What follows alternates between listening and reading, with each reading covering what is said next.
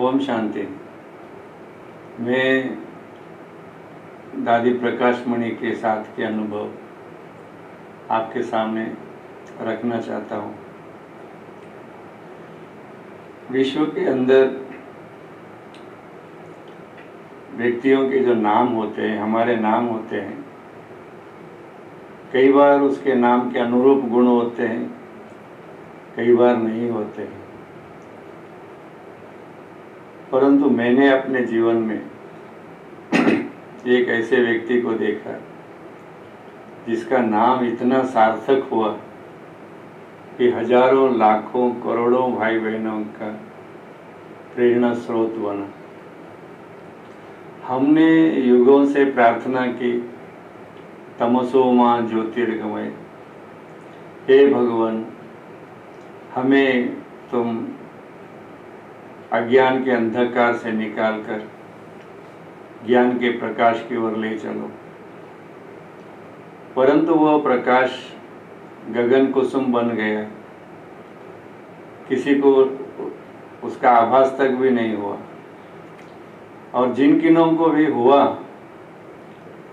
वह फिर भी भक्ति मार्ग के ही घिसी पिटी बातों में रम गए। यहाँ पर हमने देखा कि भगवान ने जो नाम रखा है वह अद्भुत और लाभकारी सिद्ध हुआ। ज्ञान सूर्य है परमात्मा। अब परमात्मा की प्रखर किरणें हम कभी अनुभव करते, कभी नहीं भी करेंगे, परंतु उस परमात्मा ज्ञान सूर्य की किरणों को अपने अंदर समा करके ऐसा प्रकाशित करें जो सामने वाला व्यक्ति उस प्रकाश के अंदर अपने आप को समझने की कोशिश करे और सफलता पाए, और वह नाम है प्रकाश मणि। मैं इस ब्रह्म कुमारी ज्ञान में अपनी 19 साल की उम्र में आया। जब पहली बार 1969 में मैं आया तो मेरे ज्ञान में आने के 1 महीने के भीतर ही दादी प्रकाश मणि का आगमन बेंगलुरु को हुआ। मैं उन दिनों में वहाँ गवर्नमेंट की ट्रेनिंग में गया हुआ था, तब मुझे बाबा ने अपनाया और बाबा का बन करके उस समय परिवर्तन की वेला मेरे अंदर चल रही थी। पहले 15 दिनों में मैंने करीब करीब 20 सिनेमा देखे होंगे। ये क्योंकि मैं उस ओर बिल्कुल खींचा हुआ था, सिनेमा। एक दिन जब दादी वहाँ थी तो उन्होंने क्लास कराया कि भगवान बाबा हमको स्वर्ग में ले जाते, फिर भी यदि आपको कोई को नरक में जाना है तो मैं आपको 1 रुपये में नरक दिखा सकती हूँ। तो सब लोग सोच में पड़ गए। मेरे लिए भी आश्चर्य का विषय था कि 1 रुपये में इस नरक कैसे अनुभव कराएंगे। तो कहा देखो नरक में माँ बाप को कैसे मिसबिहेव करना, टीचर के साथ कैसे मिसयूज थिंग्स करना, उनको कैसे सताना, गंदे काम कैसे करना, ये सारी बातें होती हैं नरक में। तो सब लोग आतुरता से सुन रहे थे, मैं भी सुन रहा था।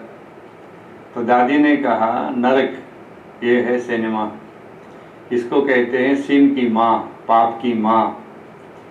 आपको मैं बताऊं, वो बात मेरे अंदर धंस गई, छप गई, और उस दिन से आज दिन तक मैं सिनेमा की सीढ़ियां नहीं चढ़ा। ये एक मेरे जीवन का सबसे पहला परिवर्तन था।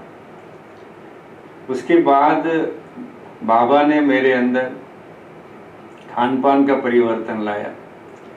जब ये मेरे से पूछा गया कि आप क्या खाते हो, तो हमने कहा कि हम वैष्णव हैं, परंतु यहाँ हर चीज़ में, हर व्यंजन में प्याज होता है, क्या करें, यदि आप देंगे तो हम खाएंगे। तो यज्ञ ने मुझे यज्ञ का भोजन देने का निर्णय लिया और सुविधाएं दी। तो 2 बातें मेरी पहले ही झटके में छूट गई, सिनेमा और होटल का भोजन। मैं उस दिन के बाद होटल में नहीं गया। मैं होटल की बात इसलिए कर रहा हूँ कि मैं जीवन में बचपन से स्वीट खाने की बहुत आदत थी। कहाँ सूखे गुलाब जामुन मिलते हैं, कहाँ फीका पेड़ा मिलता है, कहाँ राबड़ी मिलती है, कहाँ बासुंदी मिलती है, कहाँ रसदार जलेबियाँ मिलती हैं, ये हम ढूंढ ढूंढ करके खाते थे। बाबा ने इन दादियों के कारण से वो छुड़ा दिया। उसके बाद हम आए मधुबन में 1970 की भट्टी में, तो वहाँ क्लासेस होती थी दादी चंद्रमणि की, दादी कुंज की, बड़ी दादी की। तो वहाँ एक दिन कृष्ण का पार्ट बजाना था वैलेडिक्ट्री में। तो मैं उन दिनों में हिंदुत्व के ऊपर बहुत अभिमान रखता था। संस्कृत का विद्यार्थी और आरएसएस का विद्यार्थी था मैं। तो दादी ने उस दिन वैलेडिक्ट्री में श्री कृष्ण का पार्ट बजाना था, वो किसी भाई ने हाँ कर दिया था। अब बचा राधा का पार्ट, तो मैंने कहा मैं बजाऊंगा। तो दादी ने कहा तुम कैसे बजा सकते हो? मैं बोला क्यों, हम बजा सकते हैं वो पार्ट भी। कहा नहीं, तुम्हारी मूछें हैं ना, तुम राधा नहीं बन सकते। तो उस दिन मेरी मूछें गायब हो गई। तो ये तीसरा परिवर्तन था, क्योंकि हम ये समझते थे हिंदू हैं तो शिखा जुट होनी चाहिए, मूछें होनी चाहिए, जनेऊ होनी चाहिए। मेरा जनेऊ भी छूट गया। पूजा पाठ तो बहुत पहले ही छूट गए थे। उसके बाद हमारे जीवन के परिवर्तन में दादी ने बहुत पार्ट बजाया, क्योंकि ये ब्राह्मण जीवन, और फिर उसमें भी बाबा ने मुझे निमित्त बनाया। निमित्त बनना माना बड़े बनना, बड़े बनना माना कई परीक्षाओं को पास करना। तो परीक्षाओं को पास करने के लिए कोई गॉडफादर चाहिए। अब साकार बाबा तो उन दिनों में थे नहीं, तो साकार बाबा को दादी ने अपने अंदर आत्मसात किया हुआ था। और किसी को, मेरे को ही नहीं बल्कि किसी को भी अनुभव नहीं होता था कि बाबा नहीं है। बाबा की हर बात को दादी अपने में समा करके हम बच्चों की पालना की, क्योंकि छोटी उम्र में हम आए थे।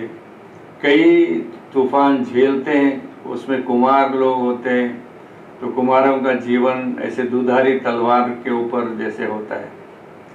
तो वैसे में परीक्षाएं, बाहर की नैसर्गिक विपत्तियों की बात अलग है, लोगों की बात अलग है, परंतु ब्राह्मण परिवार में भी, माना ब्रह्मा कुमारी दैवी परिवार में भी कई परीक्षाएं परिवार के भाई बहनों के द्वारा आती हैं।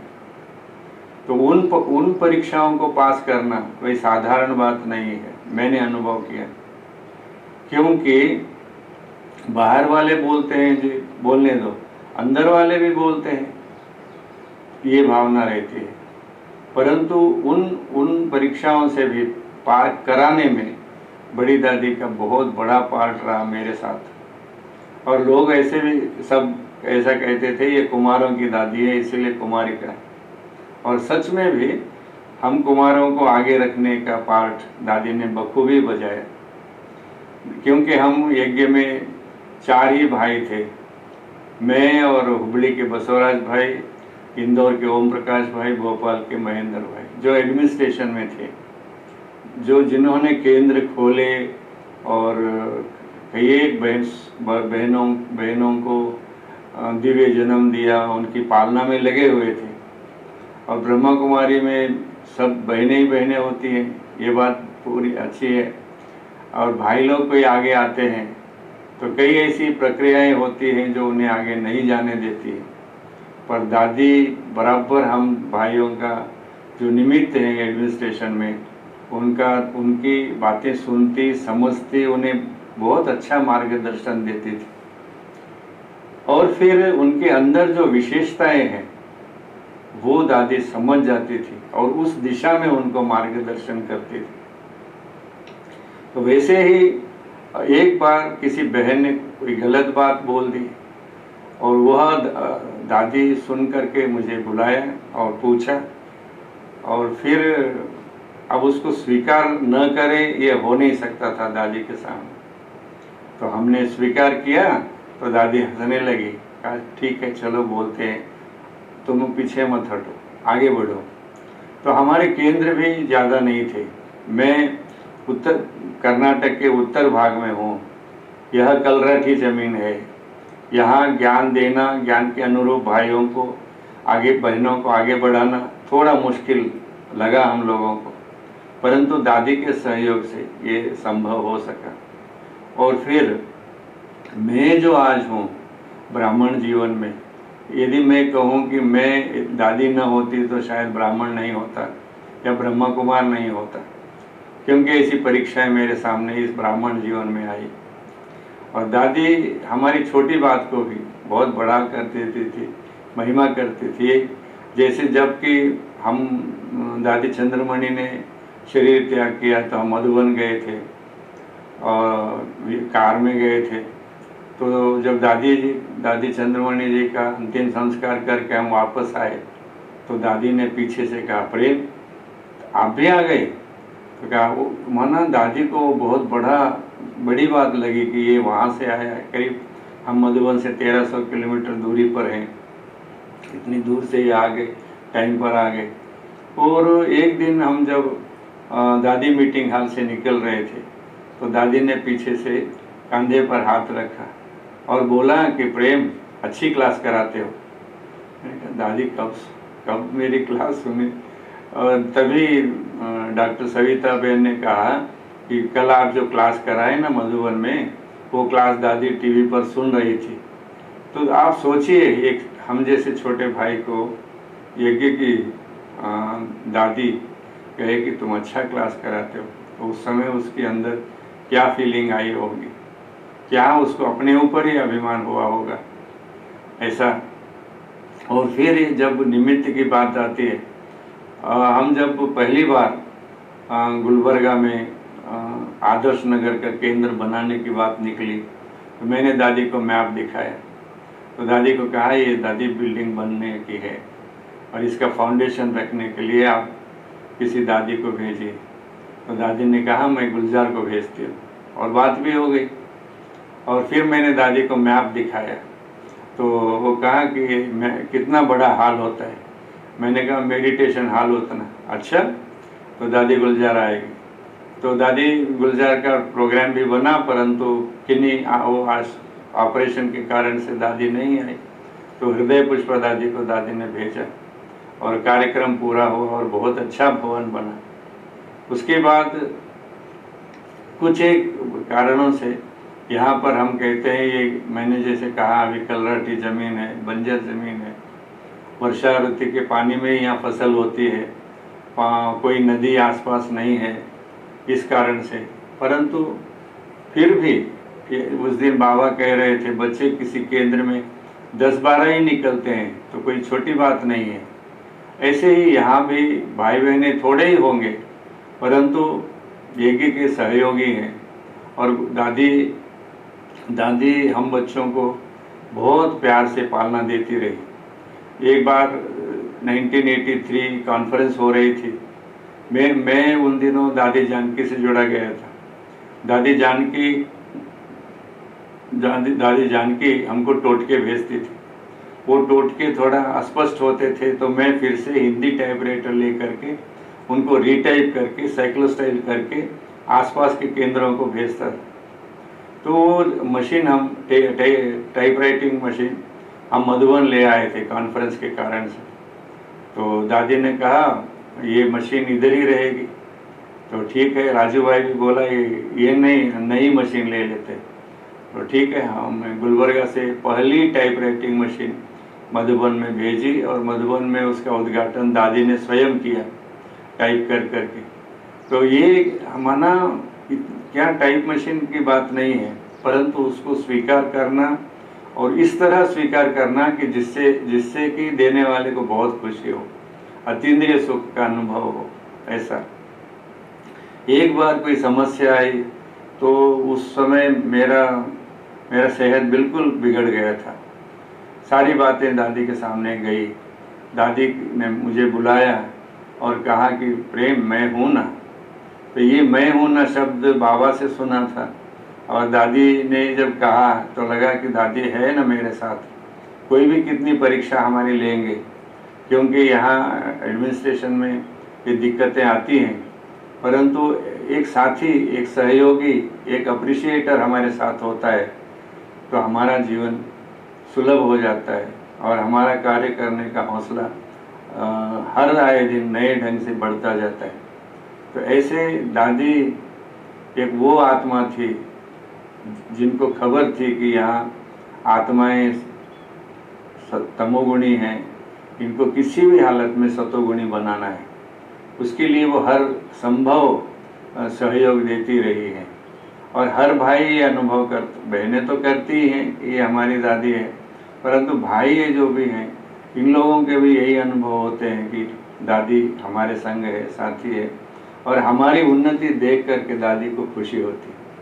ये बहुत बड़ी बात थी, क्योंकि साकार बाबा के बाद ये करीब करीब 38 वर्ष संभालना और दादी के कारण ही वैश्विक रीति से यह यज्ञ उत्तरोत्तर वृद्धि को प्राप्त होता गया। सारे विश्व में आज हमारे केंद्र हैं तो वो दादी की बड़ी दिल के कारण है, दादी की दूरंदेशी बुद्धि के कारण है, दादी के अप्रतिम सहयोग के कारण है, ऐसा हम समझते हैं।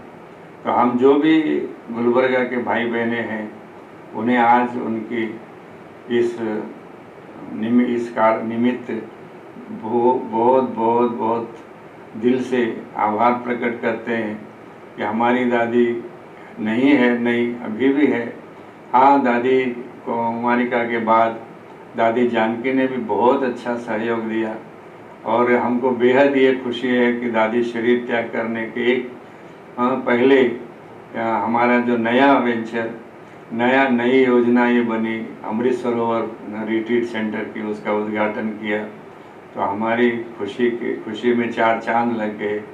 दैवी भाई बहनों में नया उत्साह उमंग है। ये दादियों की विशेषता रही है। इनको बाबा ने 14 वर्ष तक जो ज्ञान योग की पालना दी, दैवी गुणों से भरपूर किया, तो ज्ञान योग धारणा के कारण आज विश्व में ये संस्था अपनी अलग छाप रखती है, साख रखती है और चाहे कोई कितना भी उंगली उठाए परंतु इसकी आन में कोई भी फर्क नहीं पड़ता, क्योंकि इसका फाउंडेशन ज़बरदस्त है। ये दादी प्रकाशमणि के साथ ऐसी थी जैसे कि अलग नहीं, एक ही हैं, एक दादी और सब दादियाँ मैंने देखा यज्ञ में, चाहे दादी चंद्रमणि हैं, चाहे रतन मोहिनी दादी जी हैं या जी बड़ी दीदी थी। तो दादी ने कहा, यहाँ तक कि मेरे को आश्चर्य लगता था कि मैं जब पहली बार बाबा के सामने ये बात रखी कि बाबा हमारे पास सेंटर खोलना है, तो बाबा ने फट से कहा दादी से बात करो। मेरे को लगा कि अरे वाह, बाबा दादी को इतना ऊपर रखता है कि दादी से बात करो। अच्छा, तो फिर उसके बाद मैंने कोई प्रश्न बाबा को नहीं पूछा, अव्यक्त बाबा को।